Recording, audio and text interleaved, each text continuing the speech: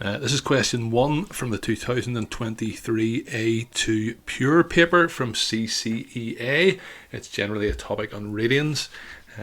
So let's take a wee look then. The diagram in figure 1 shows a sector AOB of a circle with centre 0 and radius 7.2.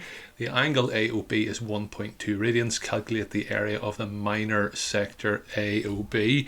So we have our formula for finding out the area of the sector. So our area then is going to be a half r squared theta. So that's going to be a half times 7.2 squared times 1.2. Obviously where our angle here then is in radians. We put that into our calculator and we get 31.104 centimeters squared. Given that the three significant figures then 31.1 centimeters squared to 3 significant figures.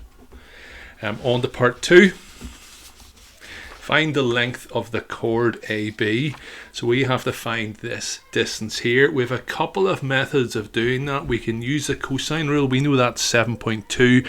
That's 7.2 and that's 1.2. The other option we would have is to split this into 2 and just use SOHCAHTOA. We know that's 7.2. That's going to be 0.6 and find that then and times it by 2. So either of those are fine.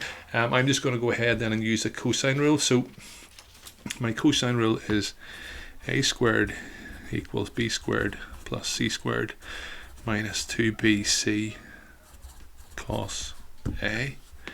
So my AB squared is going to be 7.2 squared plus 7.2 squared minus 2 upon 7.2 upon 7.2 and cos of 1.2. Obviously you need to make sure your calculator's in radians here, because this is a radian measure here. So whenever you're hitting cos of 1.2, make sure your calculator's in radians. You stick that all in your calculator and you should end up with 66.1107.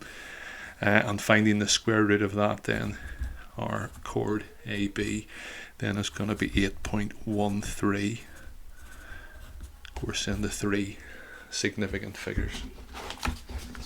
Finally, in part 3, hence find the perimeter of the minor segment ABC. So let's take a wee look and see what they're saying. So the area of the minor segment. So our segment is this bit here, and so we need to find the perimeter of that shape. So we need that. We've just worked that out. That was our 8.13, and then we need to find in our arc length for that. So again, we have a formula for that. So let's take a look. So our arc length is equal to r times theta.